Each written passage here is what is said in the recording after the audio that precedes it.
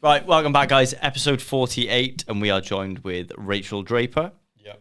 First official world record holder on the podcast. Yeah. First and foremost, thank you to Us Stoves MP40JL for stoves, log burners, biomass heaters, any of your heating needs. Yep. Again, you probably don't need it this week, it's but like 30 degrees. Yeah. just get prepared going forward into the winter. So thank you very much to those guys. If you go in there or you check them out online, you will get 10% off if you mention the podcast. So thank you very much. Yeah. This is going to be a special one, I think. Yeah. First ever world record holder on the podcast. World champion two-time world champion. Yeah. So, and multiple Commonwealth Games athlete. So, Wild, this is going to be a big one, I think. Thanks for having me on, guys. First of all, how's your week been? Busy, like in final preparations for Commonwealth Games now. So, pretty flat out with the coaching and all the preparations for that. Is it going well? Yeah, it is. I mean, we'll see how it happens on the day, of course. Don't want to say too much at this stage, but it is going really well. It's been really enjoyable. Like the guys, we're starting to see them come into some good form now. So yeah, fingers crossed they'll get some good performances on the day. Nice. How big's your team? Do you know what? We have a team of 19 athletes going actually, which is really big for us. And this is just all on the track this time. So yes, that's across male and female sprint and endurance and tandem as well. So yeah, it's going to be a very, very busy few days. Amazing. So we're going to chat both about your athletic past and your coaching present, and then a few other bits and pieces in between.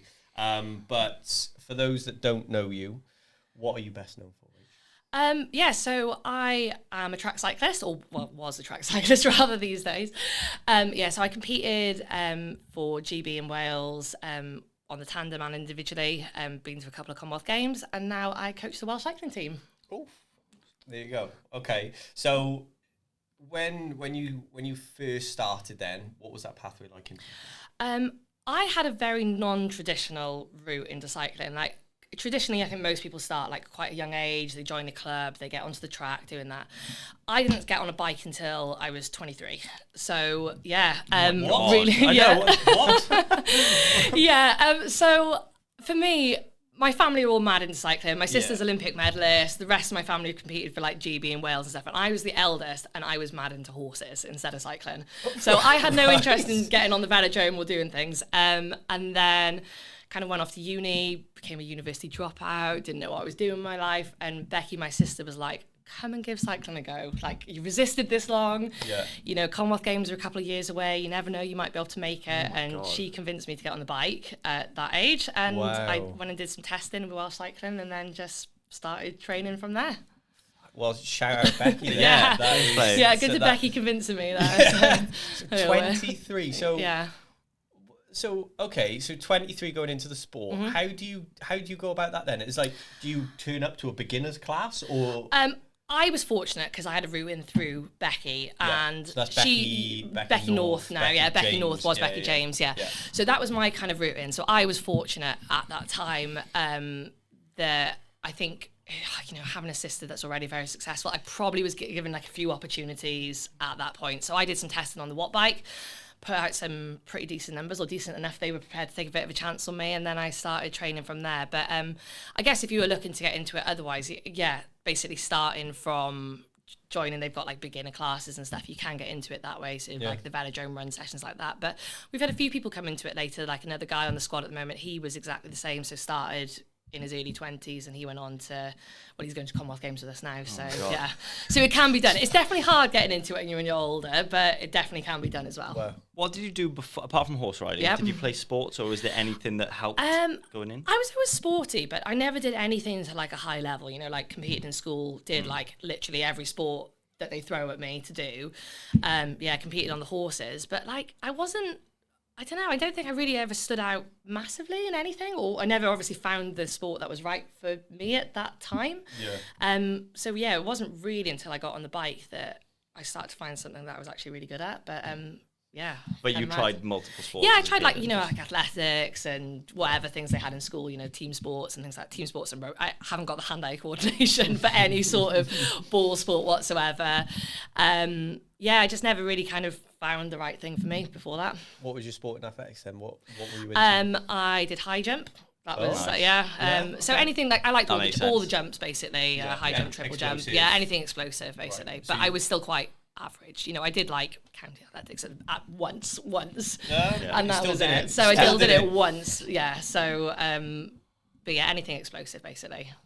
Well, my next question was, at what age did you realise that it was 100% going to be your sport? Yeah. And if you start at 23, you haven't really got much time before then you go to the Commonwealth. Yeah. No, I didn't have that long actually. I sort of said to myself, I'll give it a go, but I'll go like all in to give it a go. And I think because I was a bit like having a bit of a crisis because I left university halfway through. I was like, oh my God, what am I going to do with my life? Like you're in your 20s, but like at that time it feels like, it feels literally like, oh my God, I've missed the boat.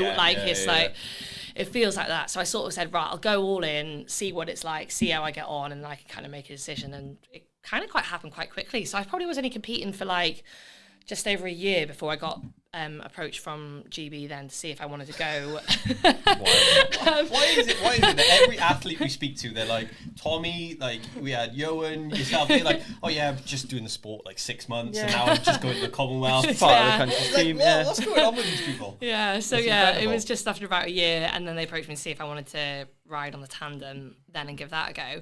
So the tandem was like with the Paralympics. So I was riding with someone called Sophie Thornhill who's visually impaired. So I ride on the front, she rides on the back, and it's like a team effort to do that. And I had the choice of whether I wanted to move to Manchester to GB to do that or continue to go down like the route individually and try and get to Commonwealth Games.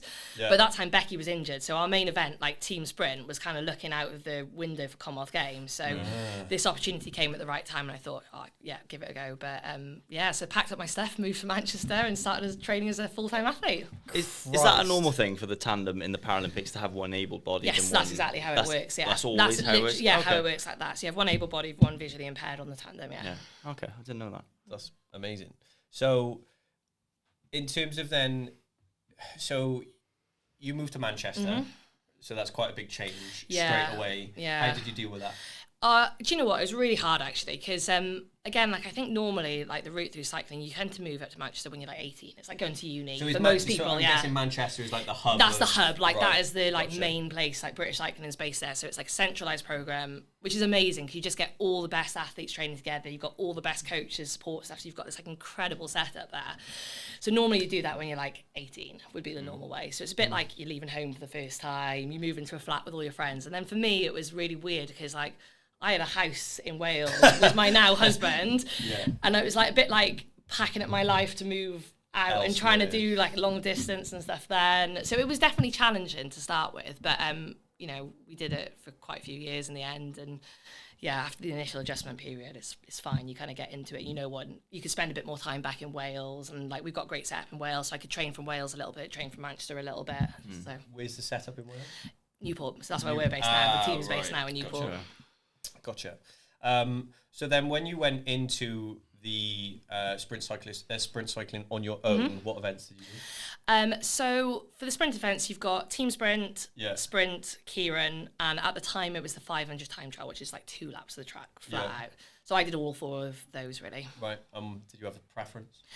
I really like team sprint. So I was like what we say P1, like man 1 in the team sprint, the starter essentially. So that was like the really explosive short distance. So the opposite to what Johan was saying. Literally the opposite. I would have liked it to have been even shorter if I could. Like I don't want to do 1 lap. If I could have done half a lap, I would have been even happier. So that was my preference. But I also really enjoyed the Kieran, which is kind of like the other end of the scale because it is a bit longer and faster, but just the like speed, aggression, the like being in the bunch, like exactly that. So I enjoyed that one as well. Yeah.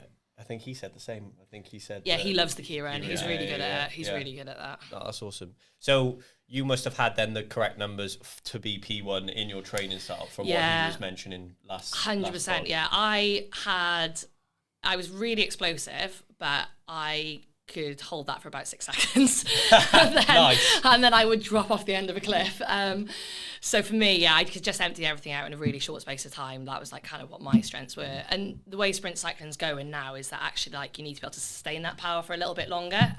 So I found it quite hard basically in those like longer events. Hence why I kind of focus more towards the the team sprint stuff. How long, realistically, if you're P1 and you drop off after the first lap, how long would it take until you drop off? So like the fastest women these days are about like 18.6 seconds. Which so are proper like, in and out job. Yeah, sure. Yeah. Which is still a long time to be going full tilt. Yeah, definitely. And I think it's like, you could easily like think, I'll compare it to like running in like a 200 or something like that. But actually like on a track, it feels... It's not quite the same because, like, running, you've got to keep propelling yourself. But on a bike, once you've got it up to speed... Holding it. You hold on to it, okay? It's like... Because as long as you're, like, really aero, the speed isn't going to drop off quite so much. Rather than running, like... When you start to slow, you know about it, don't you? So. Yeah. But then... In the other way, in your job, you've got to get that bike going on a massive gear where someone can just start sprinting pretty much flat out almost in the first 3-4 strides. Yeah. Because I've seen videos of, obviously... like Yoan's posted, and I've been doing a little bit more watching of cycling, and that initial start off looks like the hardest thing known to man. Like the first pedal, you see every little inch of trying to get everything out in that thing. What does that feel like? Well, it's the part I like kind of enjoyed the most is just going from like 0 to 100, and just it's probably like similar to like lifting in the gym, doing something really explosive where you're just trying to like snap and explode as like as quick as you can on that first movement. And the first sort of 3 or 4 revs, it's like you can't breathe, like everything's like hanging on. But it's good. Like I love that part of it where it would just be like feeling like you could really like empty everything out in that like really short space of time. Yeah. If you're P1 and so the start is very, very, very important for you, was there any sort of specific training you would do for that in terms of like movements that you wouldn't normally see in the gym? Do you know what? Not really. So I think like one of the key performance indicators for starters is actually the maximum amount of torque you can put out in that first rev. So we just do a load of strength stuff, try and be as strong as possible, and then there's a lot of technical stuff to try and transfer that like gym strength over to the track. You see lots of people doing like a lot more of like the Olympic lifting and stuff these days. I think for me, I did a bit of it, but I didn't do that much of it because like again, starting it quite late, there was. Like I was technically not that great, so then probably wasn't getting out of it what you wanted. Yeah. Like I wasn't hitting the numbers that I should have been capable of hitting. So then we looked at doing like changing that. So we did like trap bar jumps and things like that instead to hit like the explosive stuff in the gym. Yeah. The more people we speak to that are at an elite level, it just comes back to the same answers of just get stronger, just get faster, and then if you are really good at the sport, like you will be able to express that. Yeah, exactly. We like a lot of the goals were just trying to put on lower limb muscle mass essentially. That was like a big part of it, and then just get as strong as possible. Yeah. Well, I remember seeing you when the old gym in Abergavenny when we used to train back there. Yeah. So I remember because like back then, CrossFit was like kind of just starting or new, so like Olympic lifting was even like more niche, and I remember seeing you doing like power clean work and things like that, and I was like, oh, you're like one of the only people that I've seen doing this. I'm going to chat to you about it. And then I can remember chatting to you about what you were doing cycling wise. In terms of the training numbers, what kind of training numbers were you putting up in your sort of biggest lifts? I think my best for a back squat was 137 for 3. Like, which is like decent, but like compared to some of the other girls in cycling these days, I've seen like females now squatting like 180 in cycling, which is like mental. I don't think I'm really tall, so I found squatting like quite hard, and I had a few like back problems and things like that. So then we ended up having to shift away from a lot of squats and things like that, and moved on to having to just do a lot of leg press and I was going to say, is that towards the end, the next step, leg press? Yeah, for me, like I think it's like great if you can lift, but there's plenty of other alternatives, right? Isn't there? Yeah. There's more than one way to get strong and powerful. Absolutely. 100%. Yeah, Yoan said the same thing. Yeah. I think when it comes to like I think, what was the example, like front squat or something? He had to change that out because he was injured. Like if you can't do this position, then cleans and front squats are not going to be the best way to get strong. Yeah, I did a lot more front squatting, to be fair, just because that was okay on my back. Like I could manage that a lot better. And then I use a lot of machine lifts. Like, have you guys used like a myo thruster? Have you seen those? It's like a sort of like lying down single leg press. We use that quite a lot. That was hard, really hard. That's cool. But that was a good like alternative. Yeah. What? Oh, go on. No. Oh no! Like, what was? So you mentioned that then. You said that was hard. Yeah. What was the hardest part about training? With the exercises that you were just like, you saw in your team, you saw in your program, you saw, oh, for God's sake. Anything that was long for me, really. Like, yeah, I could definitely hurt myself a lot. I think, you know, some of my memories are like the worst training I did was when I first went to British Cycling to do some testing. And for the tandem, like the races are a bit longer. So instead of a 500, it was actually a kilometre. So that's like just over a minute in terms of time, which for me is the longest minute. It is the longest minute of your life. Like it's a minute flat out. And I remember going in and they put me on an erg, which is like, you know, like a static bike, but it had like a really chunky gear on it, and they basically said this is a 60-second maximal test and you just have to hit it as hard as you can from the very beginning. I was like, right, okay, psyching myself up for this moment. And I remember starting and going like really deep, like killing thing, and then the physiologist that was there said to me, that's 10 seconds gone. And I remember looking at him just with this like, what? You have to be joking me. And from that point, just like hanging on and digging as deep as I can. And I remember like coming off the bike and just falling off it, and then them just leaving me on the floor. And I was meant to get back up to do another test 40 minutes later, and I still could not physically stand up. Yeah. I was just like, so anything that we had that was we did a lot of work then to try and improve my length on the track, and it didn't really help that much, but the training I had to do for it was just incredibly grim. So there was lots of things like that where I'd just be dumped on the floor in the corner and just left to recover. Yeah. Is that a lot of that sort of like mental as well? Like just being able to go, okay, I've got a minute to just totally abuse my body. Yeah, definitely. It got harder the further I got into it though, because you knew what was coming. So I always thought like the first time I did it, like when we got on the tandem and I had to do a kilo on the bike, I had no idea how bad that was going to be. I had no idea how bad it was going to hurt. So ignorance is bliss. But yeah, it's probably my best kilo was probably my first one I did. You almost need that like Men in Black thing to just wipe your memory every time. It got better when I started to use like bicarb for it. So like for buffering, so you can't really, so if you use like I've never tried that before training. It really helped actually for like that sort of length effort. We started using bicarb and that just took the edge off, so I couldn't really feel my legs. You'd still feel like empty, but it didn't hurt as bad. So when you say you took that, like, could you explain that for the listeners? Like, I will do my best. Yeah, like when did you, like, how far off from the session did you take that? So you're taking it like pretty much just before, so it would be like an hour and a half before. How much do you take? Oh gosh, off the top of my head, I could not remember. It's quite a few grams though. Like you can get it now and it comes in like a carbohydrate gel, so you kind of have to like take bicarbonate of soda. It's literally bicarbonate of soda, and it's just like a buffering agent, so it kind of like soaks up. So when you've got all the lactate and that's like doing the damage, that kind of like buffers that, and then it should mean that you should be able to like carry on that intensity like a little bit longer. So yeah, it's really common to be used in cycling or any kind of like speed endurance type events. So I started using that, and it definitely does help. Like you do notice a difference, but I also like part of the side effect is it just doesn't hurt as much as well, which is nice. It still so hurts, that's a good thing for doing that. So we started using that for doing my kilos, which did help a little bit. We use it now with the athletes. So anyone that's doing like the longer events will use like sodium bicarb as a buffer. Do you ever use like nitrates or anything?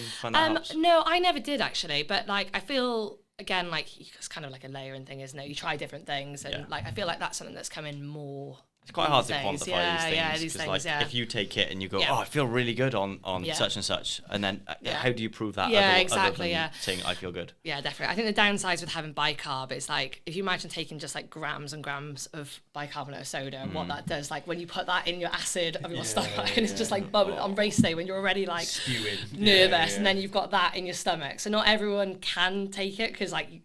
Some people do not want to be dealing with those side effects on race day. One of the pieces of advice we said early on in this for competition day was don't do anything you wouldn't normally do. Do not test bicarb on the day for the first time.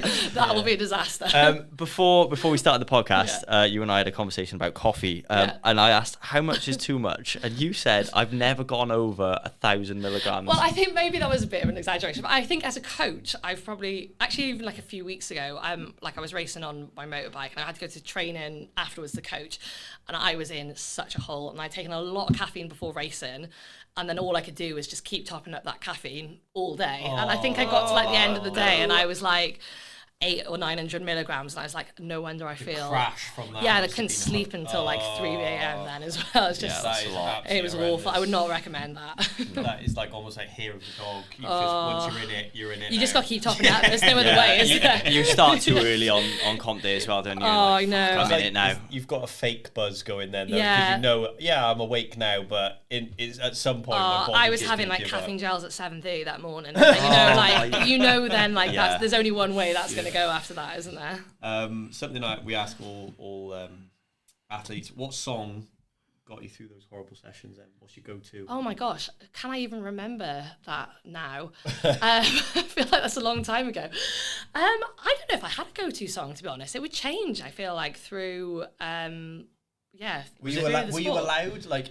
you allowed in that environment to just whack headphones on and do it? Oh, totally. And I always would do. I'd always have headphones on beforehand. Because that must be horrible if they say, right, do that in silence. Yeah, definitely. Like the hard train, like on the track, you don't have music, so that is quite hard. Like we do have music where we like kind of sit in the pen and things. I always find you see like powerlifters and they got the headphones on and their hood up and it's like 8 Mile, and then you go out to compete and you take everything off and it's almost like you're sober again. And that's exactly what it was like. So I'd have headphones on up until like last minute until you get to the line, and then I'd like take them off, listen to like the beeps, like to kind of visualize and stuff a bit before you got to like up for the last bit. But I think it's a boring answer. I don't think I had a particular song. I think just like... Was it a specific genre that you got into? Something fast? Yeah, something fast or like a bit just like, like the old, like any sort of like millennial old school music now. Robbie Williams. Maybe not Robbie Williams, but so you mentioned there about you started to talk about it then, and I started thinking, oh God, here she goes. But competitively then, you must be a very competitive person. Oh yeah, I am. Yeah. And what was it like on race day for you in terms of, did you have like race day superstitions or anything that you went through every day, every time you raced? Yeah, I feel like I'm not superstitions as such, but I definitely had like a race day routine. So like the warm-ups would be like really structured. So you'd kind of have practiced it so many times, it would just be like second nature. Right. And I often felt like sometimes by the time you turned up to the track, like you'd be on the line before you knew it. Like, and even though our warm-ups would be like hour and a half long, say hour to hour and a half long, sometimes I'd be like lining up and just being like, oh my God, how have I got here at this point? Because it would become such a routine. So I think just probably like if I was doing team sprint or sprint, like you'd have like the last bit before going up, headphones off, maybe just like listen to the beeps, the last bit of visualization, and then get on the line. I feel like I'm a bit of an overthinker, and that was a bit of my downside. So actually not thinking too much before I got there would be a good thing for me, because otherwise I'd just be playing like every scenario over in my head, and then I get up and then not be able to execute anything. I'd be like frozen because I've thought of too many things. Yeah. So talking about that sort of pressure, because you've competed for both, like you mentioned, GB and Wales, like globally, so all around the world. You mentioned the overthinking. How did you deal with that? How did you deal with the pressure? Did you have methods? Yeah, like I worked with a sports psychologist, which was really helpful. I think it's definitely something that like all athletes can benefit from. I'd love to speak to one. Yeah, well, I'm sure we can find one to get on here for you. I found that really helpful, and just like, especially, coming into it late, I felt like it was such a learning experience.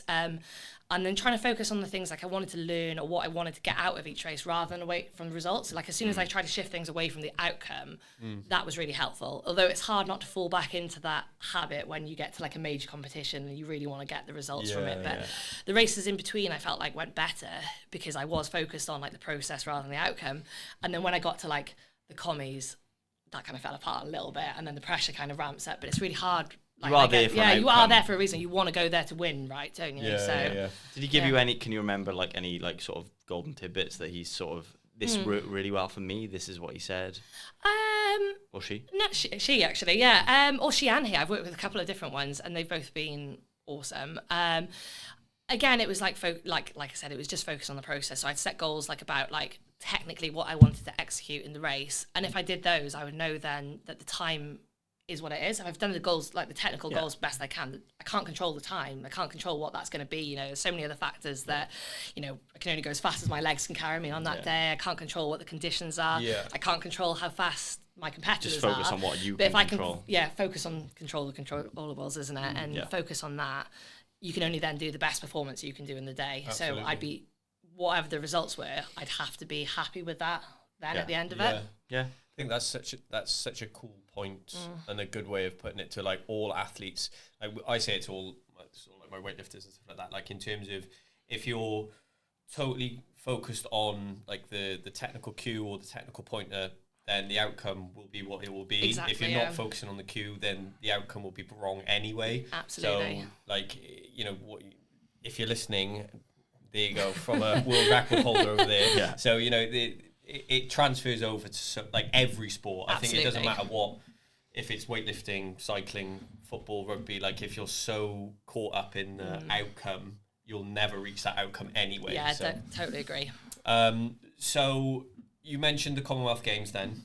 Can you walk us through what it was like at the first one, like the feelings getting selected? Yeah. And then you've been to 2. So was the first one Gold Coast? No, so the first one was Glasgow actually. So full circle there you now. go. That's cool. So Glasgow I went on the tandem, and then Gold Coast I went on my solo bike.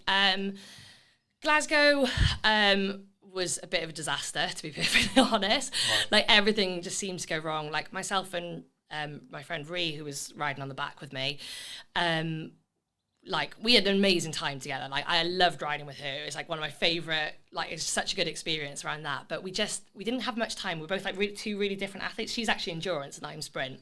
And because we're both Welsh, then we got put on the tandem together. So I wouldn't say we were like super compatible on the tandem. We're both really tall and we couldn't find a bike to fit us, which was a challenge. Our wheels kind of got forgotten, and then we made an absolutely terrible mistake in racing. So for your flying effort, you like build up at the top of the track. So it's like 1 lap time trial, but you build up to it beforehand. So you kind of gain speed, build up. Almost, yeah, flying lap, exactly that. And we got the number of laps wrong. And we went late, so we qualified last. So it was just an absolute disaster. So as you can imagine, like, we were like, it was, So even though like I did have an amazing time, it wasn't the best experience racing wise in that. And then Gold Coast, really different experience. I loved everything about Gold Coast, really. Like I didn't come away with the results that I wanted, but I feel like that was like a psychological thing for me because I knew it was going to be my last race, and I just like the pressure, because I knew it was my last race, just got too much, and I just kind of let that overwhelm me essentially, and didn't ride as well as I wanted to. But like my memories of that, of like when we first went to Gold Coast, and I remember walking in the velodrome for the first day of competition, and Australia were on the track doing their team pursuit and being a home thing, and I just remember it being so loud that my teammate was next to me. I just like couldn't even hear what she was saying. I just had like goosebumps on my arm. Completely full crowd. Yeah, it was just amazing, the whole thing. Like the team did really well out there. You know, friends of mine won medals, so we had like an amazing time, even if my performances weren't what I wanted them to be. If you know it's your last one, do you make more of an effort to try and soak everything in? Yeah, I think I did. Like I've got like much stronger memories of Gold Coast than I do of Glasgow, because I knew it was going to be my last race, and it was also nice because we had a little bit of time and managed to make like the most of like seeing a little bit of like around Brisbane and things as well. That's cool. Which you don't always get a chance to do when you're away racing, but because the track was first and the road was second, we weren't flying back to a week later. So like that's also a really nice memory, because the teammates that finished, we got to have like a cool time out there, go watch the road race, watch our teammates win medals on the road. So that was really amazing as well. So I do think we soaked up and enjoyed it a lot more, because it's a long way to go to not, you know, have some downtime there and enjoy it. Yeah, definitely. Why was that your last one then? I don't know why I made the decision at the time, but it just kind of felt right. Like I'd been doing it like 7 years. I was 30 then, and I'd just been struggling. Like I'd had injuries, like I'd like herniated a couple of my discs in my back, so I just struggled with that. Like it was just hard at that point training, and I just felt like it was time to move on to different things, even though at the time I didn't know what I wanted that to be. I was getting married that year, and we decided to take a bit of time off, and we cycled across America. So we did some like really cool stuff afterwards. But it just kind of felt like it was coming to the right time to finish, really. I can't say exactly why, but it just kind of was it, in hindsight, was it the right time? I think it was. I feel there's always part of me that kind of like looks back and thinks like, should I have carried on, or should I have done a bit more? Because I don't feel like I got the best out of myself or got the results that I felt like I was capable of doing. but I think I'm not sure whether I would have done it anyway. So I think it probably was the right time, and it's been cool because it's led on to the right things now. You know, I've like started coaching, and I've done like some really cool travel stuff off the back of doing that. And I think if I'd carried on being an athlete, I wouldn't have been able to do those things. You see some people though as well when they kind of don't leave at the right time, and then you start to see them like almost resent the sport. Totally, you almost have a totally different outlook on the sport when realistically, like you did, if you left then, now look at, you're going back to Scotland. You're still in, you're still in love with the sport. You still love the sport, in a different respect. And you left on your, as well as that is, you left on your own terms. Yeah, absolutely, yeah. You see lots of people, especially some of like my rugby boys and stuff like that, like going to watch teams, and you see people in their almost early 40s, like still playing, still going, and then they get an injury, and it's like, right, now you physically can't play, and now it's affecting your day-to-day life. It's hard leaving anyway, and then so it's nice to be able to leave on like a pretty positive note, because it is difficult on your terms. It's not much worse than watching people hang on past the point as well, and it's always hard looking back to go, oh yeah, but I could have done this and I couldn't have done that, but then you can't remember what it was like in the moment to feel so burnt out. You've just had enough. Although I have a friend of mine who's going to this Commonwealth Games now, and she retired after Gold Coast with me, and she's had 3 kids since, and she's just made a comeback, and she's now going to this Commonwealth Games, which I think is absolutely mental. So, but she felt like she had unfinished business and wanted to see. I do not have that desire to go back to training at all. So, can we then talk about? So you were 2-time world champion, and like we mentioned, a world record holder. Yes. Right now, can we talk about the world championships first, and then breaking the world record? Yeah, sure. Yeah, can we? So, what was it like then becoming world champion? Because that is a pretty crazy statement to say. Yeah, it was very surreal, and actually it probably took a bit to sink in. So we were racing out in Mexico for the world championships, and the kilo was the first race that we did, and I remember it was 40 degrees in the velodrome that day. Absolutely horrendous, and it's slightly at altitude as well in Mexico. Slightly. So it's about, I think it's about I want to say 1,800 meters, but it might be 1,500. But enough, just enough. Well. Yeah, it's enough that you definitely notice it. Yeah. Mexico City is really, really hard. Mexico City is hard. So this was in a place called Aguas Calientes, so it's outside of that. Yeah. I see. But yeah, it was really, really hard. And I remember finishing the race, and I had no idea where we'd come. I'd been watching everyone else, and I'd seen some people break the world record because of the heat and the altitude. It makes it a really fast track. So world record was just like going, dropping. So the times were really fast. And I remember going up, and like I wasn't really that worried about like what anyone else had done, like what hadn't really bothered me. We were the last ones off, and I just remember going out, and the last lap, I was seeing stars. Like I could barely hold the bike. Like must have done. It wasn't 1,000 meters. It must have been like 1,050, because I was just all over the place. So poor Sophie behind me, who's visually impaired, who can't control the bike, with me just like wobbling around the track everywhere, thinking, please don't crash, please don't crash. So I didn't realise that we'd won until after we'd finished, because they basically had to like lift me off the bike and had to carry me down. And I remember them just like dropping me at the bottom of the stairs, and just lying there like completely broken. I'm like, a terrible place to put me, because my teammates then had to step over me to go to their race. Well done, world champ. Well done. And then I do remember Soph like telling me that we'd broken the world record and the kilo, but honestly I was in so much pain at that point. It didn't really sink in, I don't think, until we actually got on the podium. Yeah, so that was really cool. Could you even get on the podium at that point? I think it was enough later that I could just about stand up. And then the next, I think it was 2 days later, then we raced a sprint, and that was a really, really hard day. So we got up and done, broken the world record for the flying 200, which was kind of like an event that we knew we were good at. But then racing all day in that heat, oh my God, it was so hard. And we got to the finals, and it was just like, I was just like, if we don't win this and it goes to 3, I'm not going to be able to do that final race, because it's always like best of 3. Yeah. And I was like, we'd won the first one, and I was like, we have to win this, because I cannot. If we lose this, we've lost it, because I can't do a third race.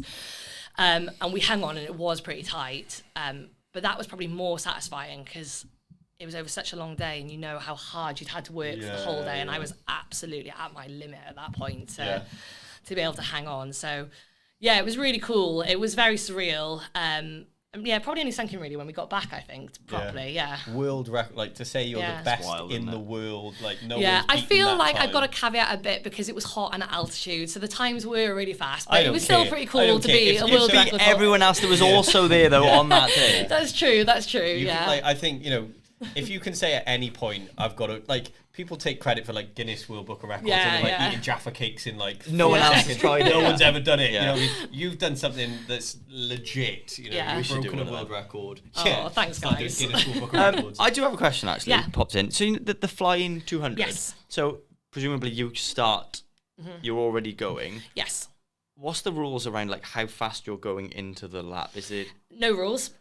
So it's really like individual, and there is like quite a lot of technical things around how you build up, and like it's a lot about using the track efficiently and making sure down exactly. So you want to be coming off like the very top of the track just before so you can really maximize that downhill to get the most possible speed. But essentially you can do it how you want. You've got like a set number of laps that you can do, so it's like 3.5 laps in total, but how you get to that point is kind of up to you. So ideally reach like top end going into it and try and maintain it. Exactly, so you want to be hitting that like top speed basically as you're coming into that 200, last 200. And like I said, on a bike, like providing like aerodynamics is such a huge part of cycling these days that actually getting yourself up to speed is one thing, and then being like aero then like absolutely, that's a really important part then afterwards. Right, tandem. Yes. It looks mental to me. Yeah. Like, so you've got yourself on the front. Yep. And then you've got a rider behind you. Yes. So you've almost got like an engine room behind you, and you're the engine and steering. Yes. So it's like, how do you build that relationship with that person to trust them enough? Like in your partner's case, they're just pedaling blind. Absolutely. And you're steering, but also with someone who's pushing extremely hard behind you. Like, how does that gel? There's definitely a lot of trust in it. Like, I wouldn't want to be on the back leaving it to someone else to control the bike. Obviously, like the more time you spend together, like the more natural it becomes, and you kind of have like your own cues and things like that about how you're going to do things. You just kind of work out your own like language and like to let each other know. There's a lot of communication going on. Some of it's like verbal, some of it might be non-verbal. You're responding to what each other are doing in the races. Yeah, and then obviously off the bike as well, because you're then, together all the time at races as well. I was going to say, like, you must have to spend a lot of time outside of the sport together just to be like. Yeah, totally. You wouldn't want someone who you didn't like on the back of your bike. But it happens though, right? It does, yeah, totally. I think it's obviously a lot easier if you can like be with someone that you get on with, and I'm really lucky, like the people that I've ridden with, I've gotten really, really well with. But yeah, it definitely happens that, not everyone's going to gel. They might just be the two best athletes together, and that's what they're going to prioritise. Are the pedals synced up to the one before and behind? So it's all fixed gear, so all together, Are the crashes as spectacular as I imagine in my head? It's like and do you get blamed if you're the one steering? Right, I'm going to say touch wood. It doesn't happen too much, and I've only once crashed on the tandem on the track, and it was pretty bad. You don't want to crash on the tandem. Basically, it's bad crashing anyway. You're going very fast on the track, and it hurts when you crash. Yeah, but you don't want to crash on the tandem. So individually, then, yes. What was your favourite race individually? Probably Gold Coast, although I'd say also European Championships. I think that was because that was my first race that I represented GB for individually. So like I've got really cool memories of that. And like we got decent results. Like I had like 5th in the team sprint, 5th in the Keirin there, which like at the time I probably like underplayed, but now when I look back on them, I'm like, actually that's pretty cool that like I got those. Like it's really cool. So yeah, I was good. I ended up coming away with a really bad concussion. I finished 5th, but I also crashed in in the finals of the Keirin. So it was a bit rough in that respect, but like that was pretty special. Like first time of like racing GB individually. And it must be so when you're getting your first GB sort of singlet, like how does that feel? That was I don't know, I feel like on the tandem, like I maybe didn't appreciate it as much to start with, because I think because I started individually and I loved my experience on the tandem, but like my passion really was to go back to racing individually again. So I think like the call up, I remember getting the phone call off one of the coaches, Justin, asking like, would I want to go to Euros? And that was like a huge deal for me, that was, because it was like moving from the tandem to on my solo, like that kind of opportunity there was was massive. It was what I was really hoping for. So that was huge for me. That's awesome. What do you miss about being a competitive athlete? Yeah, there is. I'm really fortunate because I feel like a lot of the things that I did miss, I now get from coaching at that level as well. So like being at the velodrome, and I love being like part of the team and like the travel that came with it. And being at those like top class events and like just seeing the competitors and, you know, the people that like, they're obviously your competitors, but you know, you see them at the races and you get on really well with them at the same time.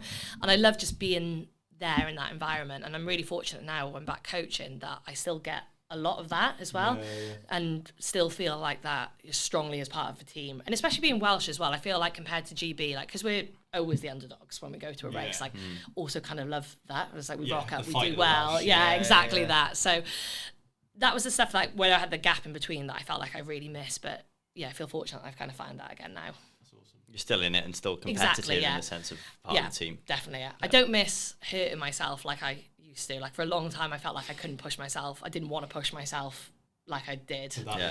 Really. It's the nice thing now that you can enjoy it and be part of it, and you stood there with a coffee, like, even though it's multiple multiple coffees, watching the others hurt themselves.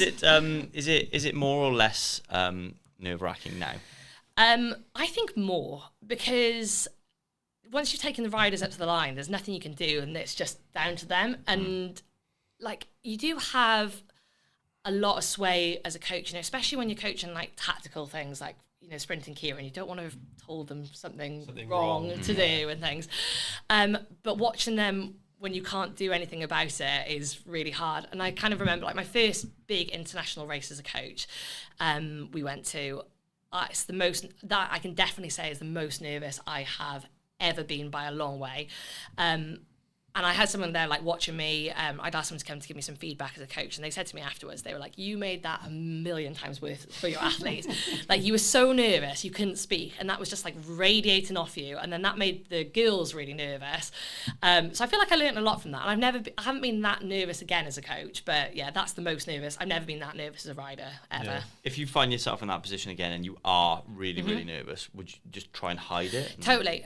My colleague Rob, the endurance coach, is brilliant at this. And I felt like I learned a lot from him actually at the last games. He just is the other way. He's just like radiates this really calm persona. I know he's nervous, like I know he is, but he's very good at just like staying super relaxed and just seeming like really chill. And I think that then feeds off on his athletes. So I'm trying now. I think the last Commonwealth Games, that's what I went into wanting to be. And I feel like I did manage to like do it, although I was quite new to coaching at the time. So I think like when I go to races now, I feel like my race face is a little bit better than it was back then. Yeah, an old coach of mine said, just keep it simple, keep it calm. Yeah. Like if you're saying anything at all and it's simple enough to follow, then the athlete will usually follow it. That's such a good point. I think like especially when they're going up to the line, it's really easy to like overwhelm them with information, like with what, you know, you've just found out you've been drawn in whatever position in the keyring, and you could go in and just exactly. Yeah. And I've definitely been guilty of doing that, and I've got to remind myself that. So that's a really good way of saying it. Keep it simple, keep it calm. I will take that now for the next games. It's I think, like you said there, if your athlete looks at you and sees you calm, then they're more likely to be like, oh, she knows what she's doing. She's got me covered. Like I'll just do it. But if you see someone pacing back and forth, like sweating, like going, oh my god, you know, you're going to take that energy on anyway. But to be fair to you, that's a pretty big jump from being very new in the sport of coaching to then going, right, here's a Commonwealth Games. Like usually it would be like, right, here's a track meet that you can go practice on. That's like jumping from 0 to 100 pretty much on your first gig. Yeah, so it was a steep learning curve back then. Yeah, I think I was really lucky because I had like such a great group of athletes to work with, and I'm like, really proud actually of like seeing those girls, how they developed. Like 18 months before, we didn't even have a team sprint, and then to see them go to the games, and the girls won a team sprint bronze medal, and then Emma went on to win bronze individually as well. Like that was like huge as well, like as like the first big thing as a coach as well, and just like being part of that journey with those guys, like that was amazing. It's a different feeling, but totally, it's a warm feeling. It's a nice feeling. It is. It's like almost as an athlete when you win something, it's like quite not selfish, but you're kind of like, I won. But when you see the product of what has happened in I think as a coach, you remember all of the sessions that have gone into that win, whereas the athlete just remembers the win. Yeah, that's a good point. Yeah, you definitely do. How did you not have a team 18 months before the... Well, we didn't have a sprint program at all at that stage. So I was working in development, and there was just like a couple of people who, like Emma Finnegan, who's now like multiple world Olympic medalist, absolute superstar of the sport. She was a youth rider when I started, so she was just 16, and it was her. And then there was like one or two other girls that were just like interested in sprint, and we started from that point. About 18 months, 2 years out of the games, and we kind of did like a bit of, another person approached me saying they'd be interested in the sprint, and we just kind of started from that point. We kind of had like a project with our performance director at the time, which was like Project Bronze Medal with the women's team, and then just put a huge amount of effort then into like finding athletes and trying to develop this squad to get into the games, and amazingly it kind of paid off. That's amazing. Which is really cool. So when it comes to finding athletes, what do you look for? Is it different in kids and in adults? But what are the qualities, or what would you look for? I definitely think different in kids to adults, and it's obviously hard when you're younger. Like, you know, with some of these kids, like we'll look when we do our like talent ID programs, we tend to be looking between like say 14 and 16, and you know there'll be a huge range in terms of like how people have developed in that time. So like traditionally we'd look at like peak power, so like on a SRM or a watt bike, and that would be a really good performance indicator. But you've got to take into account like where they are in terms of their development. What's an SRM? Oh, SRM, it's like another way of like, it's like a bike which measures peak power, but it's a lot more accurate than a watt bike. Yeah, so we would look at that, but what I tend to do is like kind of cast the net quite wide, so we wouldn't, like what our lower standards would be like fairly low, because what we found from the first talent idea is like some of the people that just kind of scraped through the standard actually one of the ones went on to the British team 18 months later, which is crazy because you don't like, it's hard to take into account like their full like history, like where they are developmentally in that time. So I feel when you're looking for younger kids, you've got to give them a bit more of a chance, and a lot of it comes down to then like attitude. I was about to say that's quite a difficult age as well, isn't it? Like 14 to 16. Like the difference between 14 to 16 is huge, and then 16 to 18 is even really bigger. Big again. You know, like it's not until you get to kind of 20s where you see more of like a stable. Okay, you know their personality, you know where they are. Like everyone's finished puberty. Exactly. We've all been to like athletic meets, and I remember throwing a javelin against some boy who was really good. Yeah. And he put his arm out like that to throw, and he had like underarm hair everywhere, and I thought, oh my god, what is that? But like same age, but they're just like 2 years ahead of you in totally. whatever way. And then I guess like the further you go through the program, like you can get into it as an adult. We've had people come into it as an adult, and at that stage, like yourself, like me, and you know, like Steph and things, and like they're just athletes. You know, like you look at them and you think like they are so strong, and they just produce a huge amount of power. And it's different because you're then trying to teach them to ride a bike and the technical stuff, which is still hard to learn when you're a bit older. Yeah. But if you've got someone really physically like just a unit, like an absolute monster, then that's what you're kind of looking for, and there's that kind of sliding scale along the way. I think there's a couple of things that like really hard to teach, like ability to like pedal and things like that, like coordination, the coordination side of it, and just like I guess how fast twitch someone is. Like you can be really strong, but you've got to be able to like really switch it on and off like super quick with that. So it's an interesting one, but we're always looking for people. You never know, guys. It's not too late.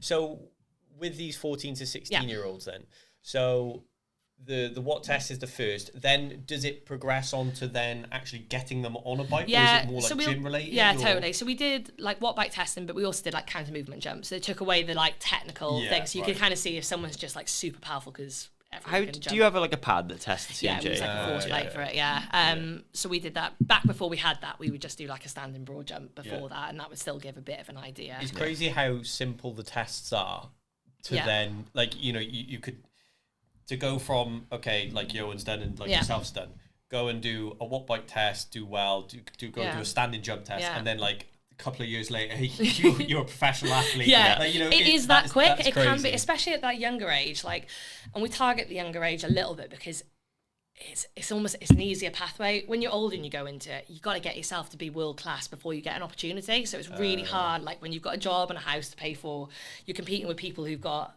loads of support, and then you essentially have to get to that level before you can kind of break in. Rather than when you start younger, there's a bit more of a clear pathway and more opportunities. So we kind of do focus a bit more of our effort in that area, but it can be super quick. We had, I think our first talent ID, we had 3 people that were on the British team within just over a year, 15 months of doing it. That's just learn different when you're that age, don't you? Like you can pick it up so quick. That's crazy. What other nations then? What are the kind of best nations in the world in cycling?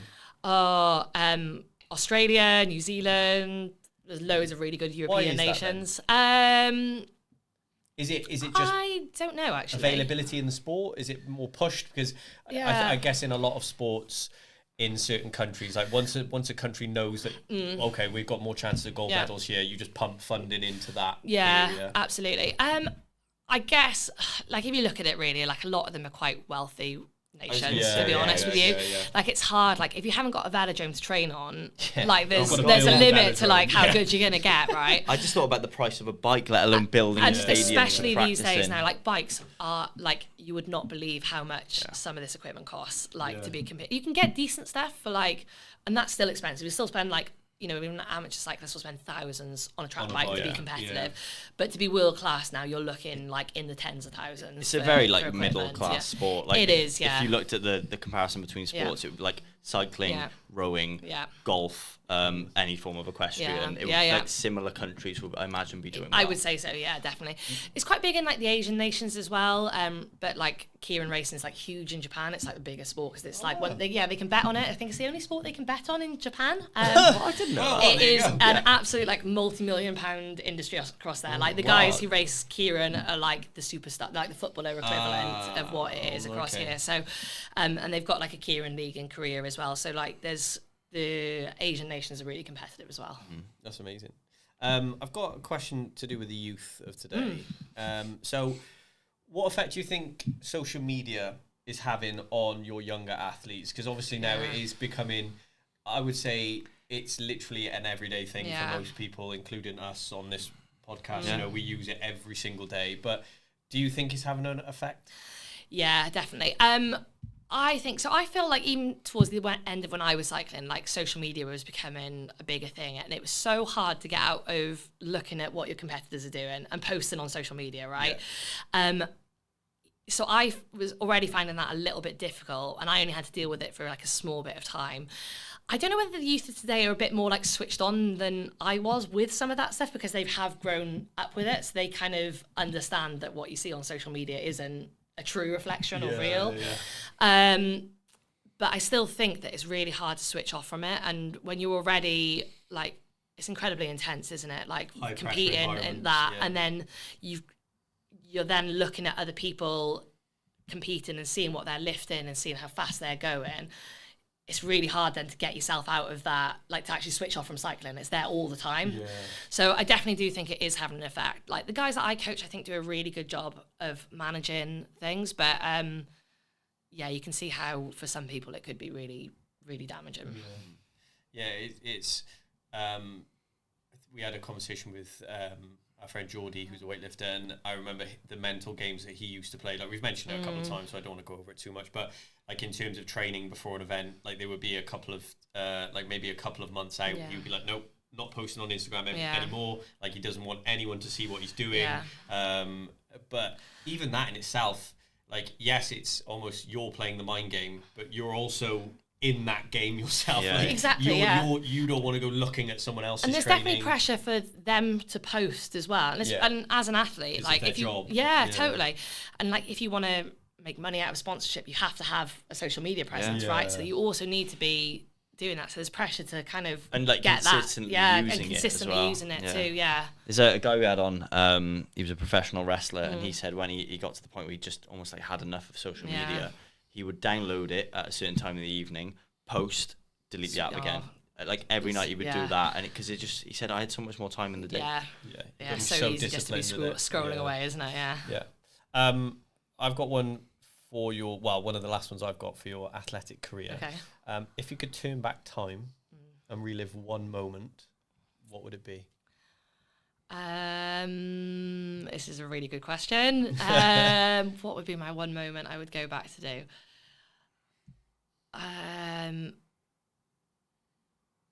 I know it's so. If I could go back and do things differently, I could think of about 10. But what would I want to go relive? Do you know what? Some of my favourite moments, and this isn't about me, is actually watching some of my teammates win medals as part of the team. So even though it's not me, I was like there as an athlete and we're part of the team. So like Gold Coast, watching my friend Lewis win his silver medal, watching John Mould get his silver medal. There were two people that who worked really hard and it meant a lot to. And like being there as part of that team and being their teammates and stuff was like a huge deal as well. Kind of same thing watching Becky win her world titles and her Olympic medals and stuff. There's like been some amazing moments and some racing that I've like really, really enjoyed. But like actually some of the standout things is like the team stuff we've had over the years, I think, for me. That's amazing.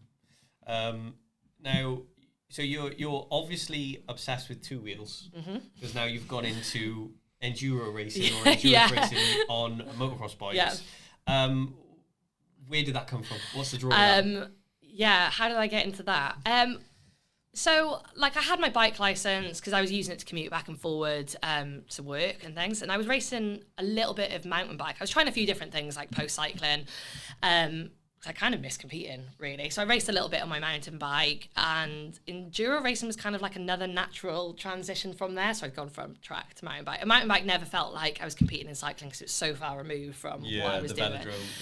And then just like my husband had like an enduro bike, and I literally like put on the back of a trailer and turned up to like an event by myself at this like kind of like play day like event, and I knew no one there and I'd never been to anything like it. And I was like, what the hell am I doing? It felt so intimidating.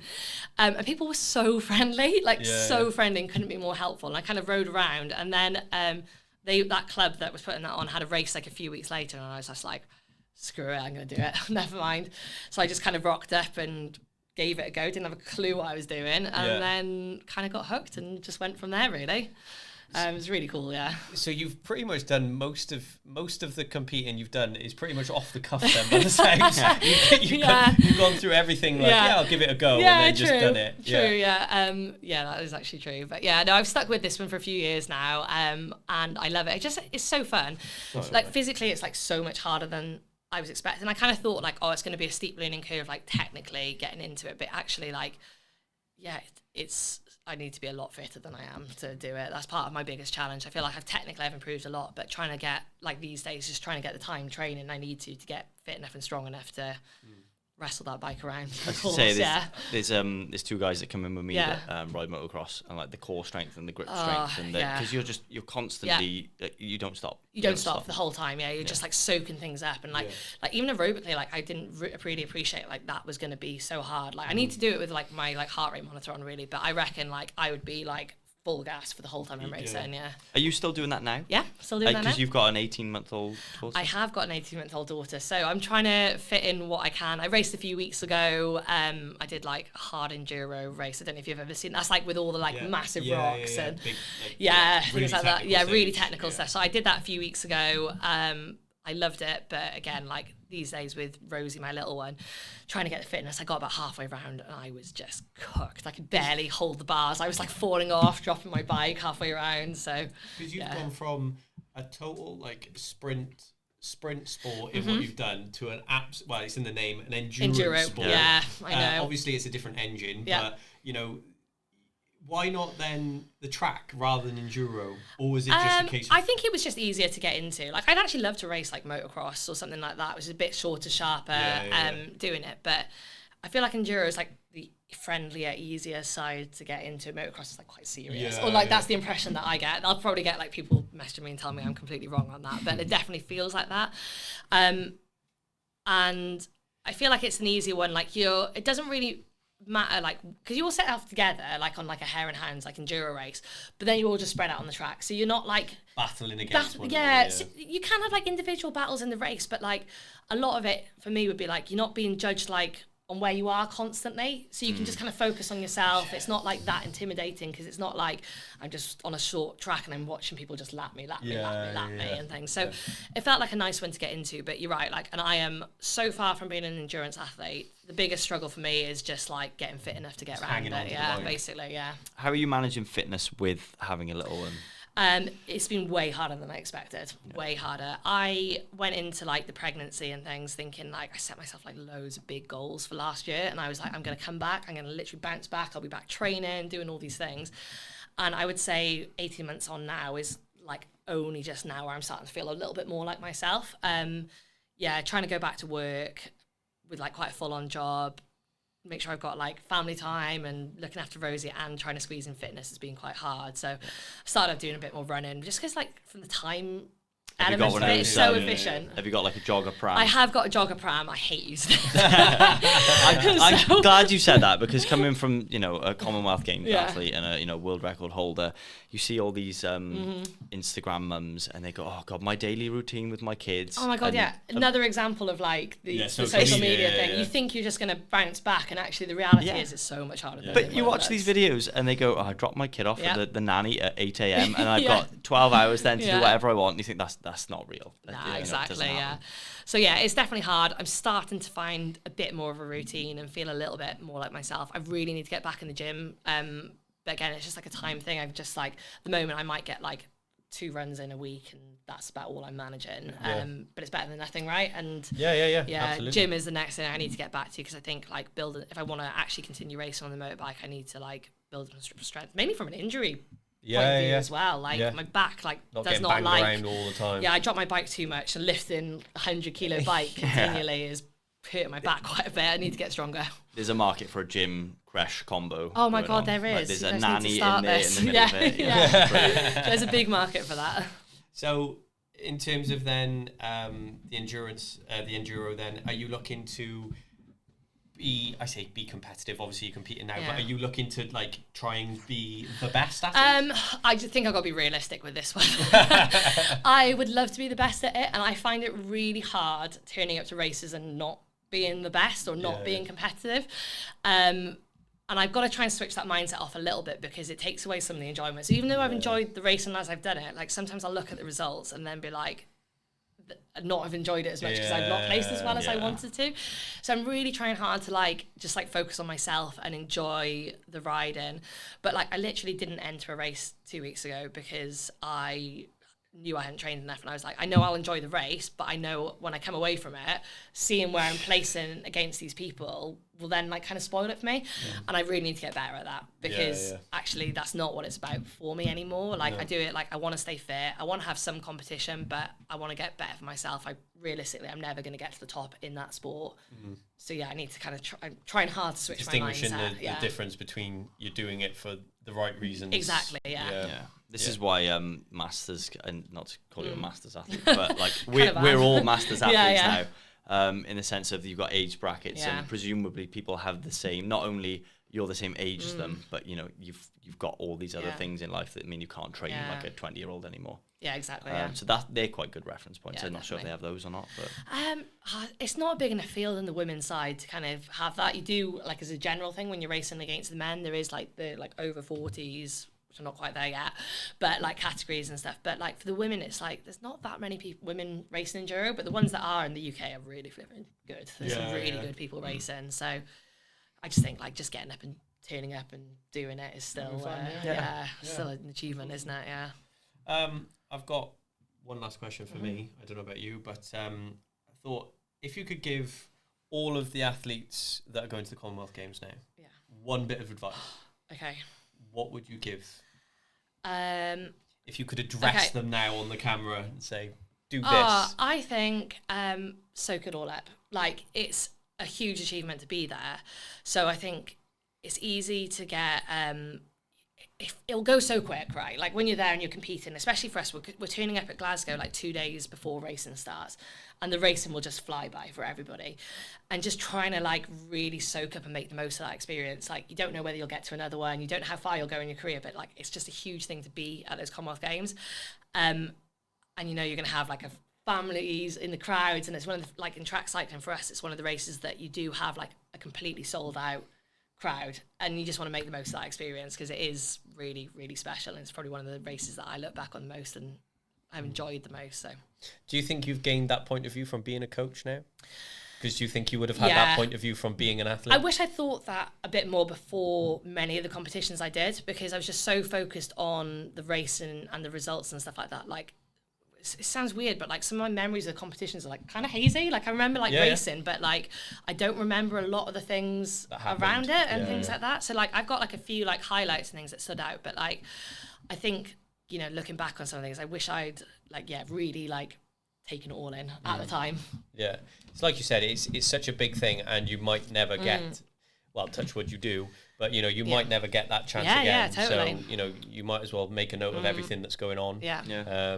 Yeah, that's a good bit of advice. This might be helpful to the athletes you were talking to. So there's a guy called Brent Fakowski who used to compete at the CrossFit Games, and he'd do it in a Facebook post, but he would essentially write down like a diary for the day, because he would forget the day after it was over. Watching the events back, he would remember them differently. He's remembering watching it, not actually what was happening. So he's got like a memoir from the day of this is exactly how I felt. And he said, looking back on it, they were brilliant. I love that. Yeah, that's such a great idea. Because it takes you 5 minutes at the end of the day, and you almost don't get that. You're never going to be there again. Probably really help you switch off as well at the end of the day, because your brain is like you've like fried from racing and stuff, just like dump it all off, and then you've got that like record to go back to. I love that. Yeah, it's like the notepad next to the bed, like get out your head, stop stressing. I've got one final question for you. Who was your favourite athlete growing up, or who did you look up to and aspire to?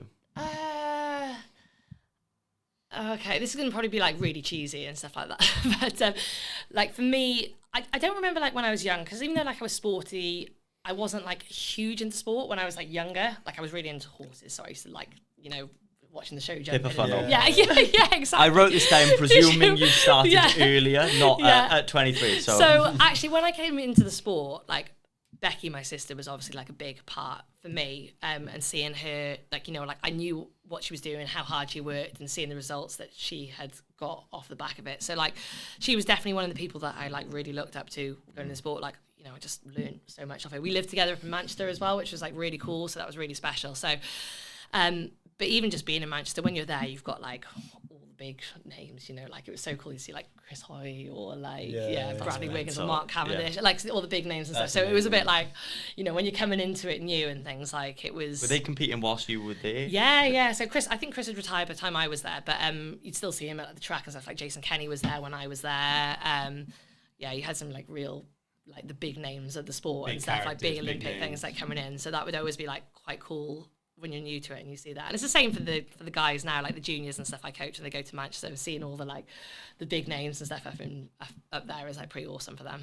That's amazing. Yeah. I've just thought of another one because we'll be here all day. So if you could give yourself then a bit of advice. So if you're looking back at your career, you mentioned a couple of things that you would change or do differently. If you could go back and tell, let's say, 23-year-old you, what would you do differently? What would I do differently? I wish oh gosh, do you know what the biggest thing is? I wish I'd listened more about how aerodynamics were going to be a big thing for the future. Like when I look back at photos of myself racing now, I like cringe a little bit. But people were like, that was like a big thing that was coming in at the time, and it's definitely something when you look back, you're like, damn, I wish I'd known or understood that a lot more, because I was like more about like, just go as hard as you can and don't worry about the technical stuff. So I wish I'd put more focus on the technical stuff and probably more focus on the psychological stuff as well. There's two things that I think were things I worked on but should have prioritised more. Amazing. I think I'm good. Same. Amazing.